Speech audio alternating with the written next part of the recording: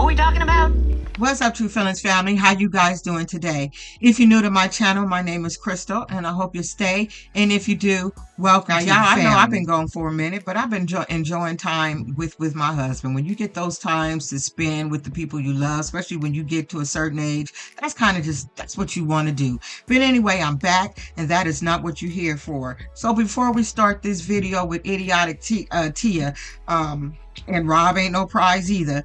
Let me just give a little shout out to, and I'm not trying to drop names, but a little shout out to Sherelle and Perry, because what I'm about to do next is pretty much where I got that little idea from.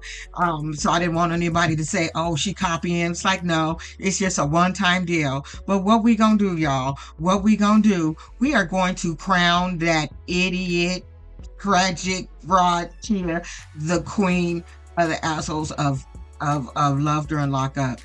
First, I thought, could it be Krystal? I'm like, no, this girl gets the crown, in my opinion. Let's move on with the damn video. Tia, you get the crown. You won the crown. You get the award. You get everything. Smurf, you're acting like a damn Smurf. You're a fool. Both guys, both idiots. All you do is argue. But you switched up on that boy. If it's my opinion, y'all, I think she used the boy for his penis. That's what I think. I think she used them all for sexual activity. That's how I'm feeling. Because she switched up on his ass. But then at the end, we just gonna talk about some shit. So then at the end, we find out what he like to do in his career is be an actor. Okay, an actor and a model. But child, gotta tell you, sir, you gonna have to start working out them little skinny ass legs you got. Remember that milk commercial? Everybody was doing, I think it was a milk commercial. Man's all buff on top, and then you look down, he ain't got no muscles in his legs. Look at his little ass leg. Y'all, I started cracking up. I said, you better take your ass to the gym and start working out your damn legs and your knees and shit, because you ain't got no calves, you ain't got nothing. You got little chicken legs. That shit was funny. All buff, and then you look down, and he got them little twigs for legs. That shit was funny. So he been going out with the family and her child. What I'm trying to figure out, y'all, when he's out with his family, why can't she be with her daughter? She ain't even watching this little girl the whole time that this child is there. She is paying her absolutely no attention. So they come back in, and he's got all the bags, and she's kissing them, and it looks good from the surface, right? Like, you know, been waiting for 5 hours. It's about time. Everybody done been here, and now they can get their ass on, and she gonna leave the little baby going on with the people again, and barely hugged her goodbye. She hugged the other girl harder than she hugged her damn child. It's like, girl, go away, kid. But in the meantime, she the reason Rob can't come live with her. So after everybody leaves, he's all excited. He's like, yeah, baby, I want to take you down to Harlem, be around my friends, show you around, you know, show you how I get down, you know, with you, take you, you know, around and shit. And she was like, well, I was hoping we can just sit here and lay around and talk. Bitch, he been listen. You guys already know my ass is going to be biased because my son did 14 years. Thank God he didn't get out in a relationship with a crazy ass heifer like her. Because had he got out and I had to deal with a Tia as his mother, and God rest Rob's mama soul, she probably would be feeling the way. I'd get her ass all the way together. All the way together. Here you are talking about the time you waited. You waited a year. They've been waiting longer than that, boo-boo. They've been waiting longer than that. So anyway, she said, I just want to lay up. He tired of laying up. He did 10 years in prison. Why do he don't want to feel like a prisoner? He already told you if you do some weird shit like that, it's not going to look good for you, girl. And to me, I don't know if you guys agree, but this is me, and I already told you asses that I'm being biased. Yeah, bitch, come on. Don't you remember the vid? You don't remember being locked up in your house watching 20 hours of TV?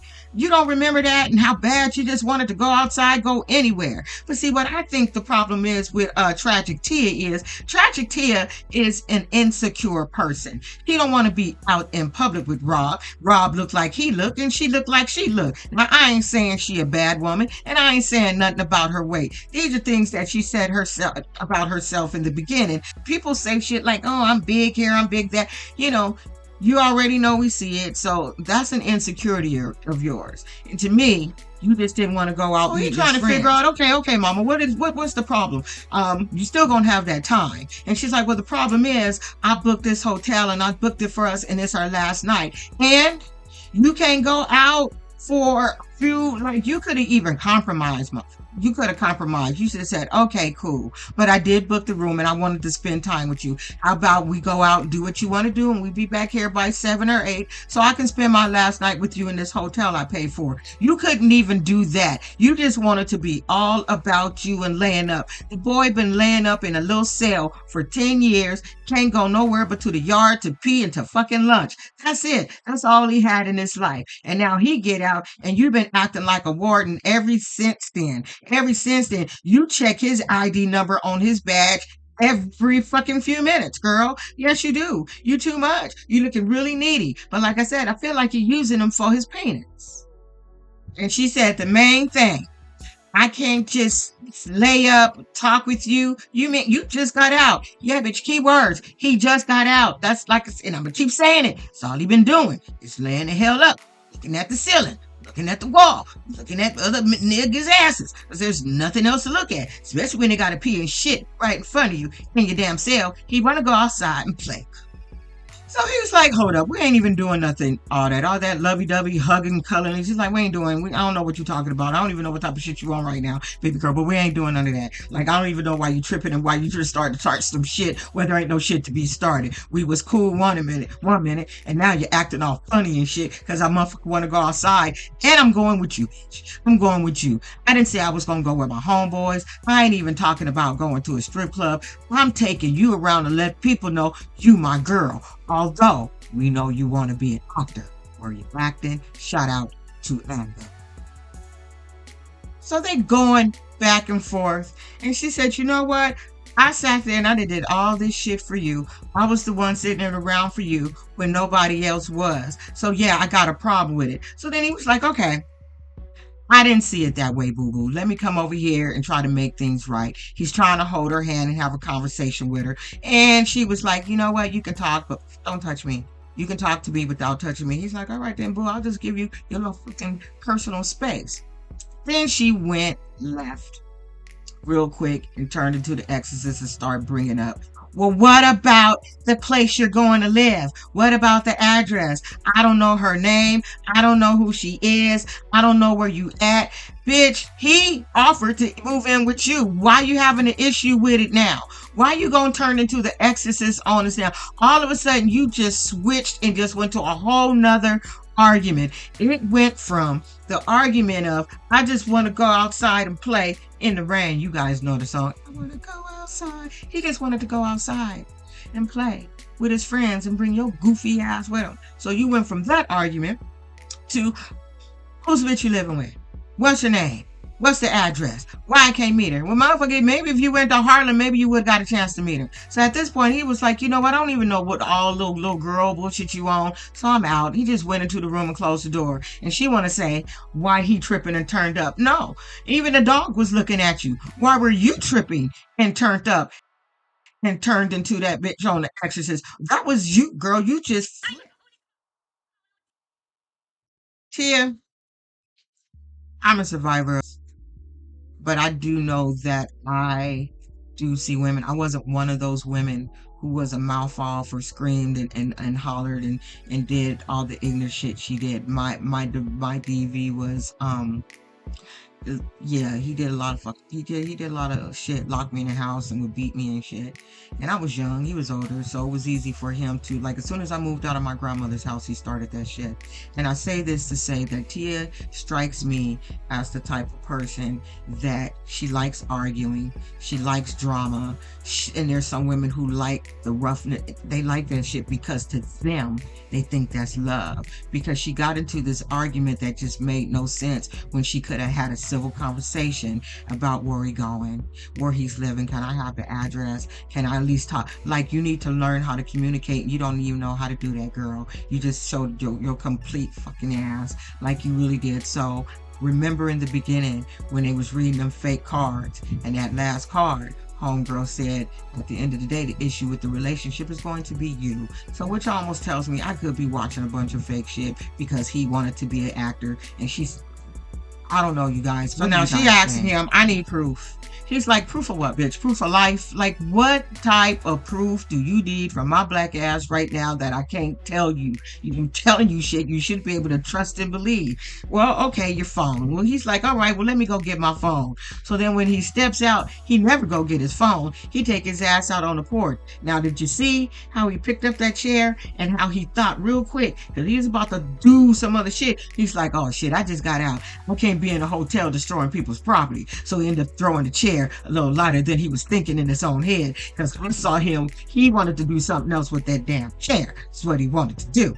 So while he out there talking to himself, talking to the producers, saying, you know, I done did all this damn time and I didn't get out to deal with this shit. Like, how she gonna act when we in separate places? If she acting a fool now, she gonna act a real fool then. And here she is folding clothes. I don't even know why I had to go through this. I didn't go through this shit before. I don't even know. It's like, girl, you put your own self through everything that you made these decisions. This was your decision to do everything. So everything you got coming, you brought up on your damn self. And she won't take her ass in that bedroom and cry.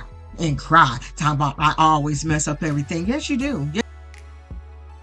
So now she upset, and she's packing his shit. She said, at this point, I don't even need his ass to stay here. He could just go home and go do whatever he wants. So she's getting his shit together. So he's coming in, trying to apologize, try to talk. And she's like, nah, I just need you to bounce. And I tell you, damn grown ass men, stop getting out looking for a woman to take care of your ass if she's not your wife, like the teenies and them. Cause I'm sorry, when a bitch get a hair up her ass, what she gonna do? She gonna pack your shit and put you out just like she did. Packed your shit, told you to bounce. Kick rocks. And you know what, Rob, I wouldn't have cared. That you dealing with a low ass girl. But side note, again, shout out to Amber. I was watching some live of her going back and forth with Rob. Now she said that she's accusing Rob of being in contact with the ex the whole time, because we already know it said it at the end. He went back to his ex in Miami and they broke up straight up after filming. So she's thinking he was messing with this broad or talking to her in communication the whole time. That's neither here nor there. But at the end of the day, she said, after you left me, and I said, no, if we was watching the same thing, he didn't leave you. You put his ass out that damn house. So if you were so concerned about another bitch, you could have had him come stay at your house. It would have took a minute before he paroled, like, because that's what you wanted. That was one of the arguments before you got there of where he's gonna stay. Can you be with me in a month? And he could have did that. He gave you the option, but you turned that shit down. Now what they trying to say is he just trying to get back on the show because he want that money. And you know what? I believe that. We already know how all the finances work with Love After Lockup second season. If you can get in it, you can get your own little coin. But she's like, I ain't giving you that. She said, I make more money fucking having a regular job. She's fuck. She said, screw Love After Lockup. They don't pay me enough to live anyway. They just paid me enough to look stupid. They paid you enough to look stupid, girl. They paid you enough to give you this crown that you are so well deserving. All right, y'all, let's flip the page to Krystal and Sam. I told you that heifer was going to call him back as soon as she got hungry for snacks. She probably sat there and was like thinking, oh shit, what if he don't answer no calls? What if he really do leave? And you know what? If I was Sam, I wouldn't have answered the phone. I would have answered, hello? Oh, remember you said, fuck you didn't care about what I had going on, click. And I wouldn't have answered the calls for another couple of days just so she could see what that shit feels like. But here's the thing.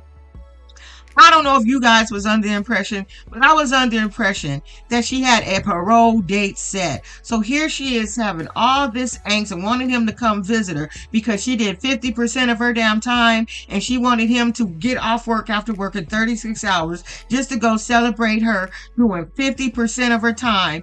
Did not have a parole date set. According to her, she waiting for her damn name to be called. So all this little bullshit, making him spend money on food, whatever this girl do to Sam, he deserve. I just hope she treats you like a human being. Like 7 years, You gonna wait 7 years? And what I don't like about we TV, if most got 7 years and you don't know for a fact that they will get parole, why have them on the show? Why have them on the show? We're looking for something else after the love during lockup, the relationship after. We don't care about all that. It's cool if there's going to be an end game, but there's no end game. It's like they on the phone talking, stressing, doing all this goofy shit, which you can think in my mind, they just playing around anyway, because she did say something about cheating with somebody, but they just overlooked that whole thing, and it just ends with them in his happy note, and he's still waiting for her ass, and she's still waiting for parole. Just a waste of our damn time. It really was. And so with that being said, we will end it with the throwaway that I don't want to come back, and that is Savannah and Bradley. So it's time. She's at the hotel, done packed all of her shit. She getting rid of her little dildo, bringing her little friend that she had, and said it served her some time and shit, helped her get through some hard times. Now she done got on the phone with her mama. Her mama is still, unsure, but she said everybody deserves a second chance. So we'll see how this Bradley situation turns out. All I can say is they gonna come back with a fake storyline. That's what I see, and I just don't think I'm going to enjoy Savannah and Bradley. I didn't enjoy her on here with the phone calls and just the tattoos and the stupid shit, and it was her every episode with her was just stupid, and it was just a waste of time, and they're gonna waste our time again with them coming back. I do see that they're gonna have a few new people, but like I said, I don't think that March is going to be very eventful. I really don't. Anyway, that's it. That's all, y'all. I'll see y'all with something else later on. Don't be an asshole. Bye.